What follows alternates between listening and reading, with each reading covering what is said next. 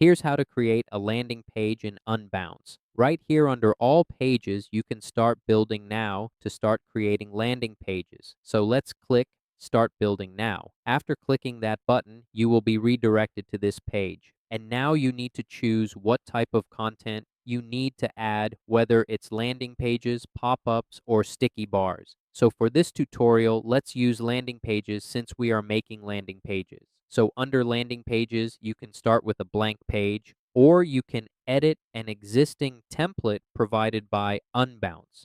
So you can choose among all of these beautiful templates right here. And let's say we choose this one right here, basic training template.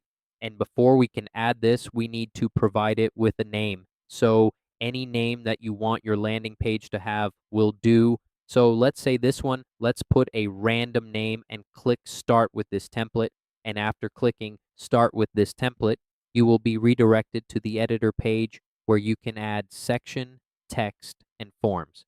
You can make the landing page, you can edit the landing page to make it more unique and not looking like the original template. So make sure that you customize these templates. So it's pretty much easy.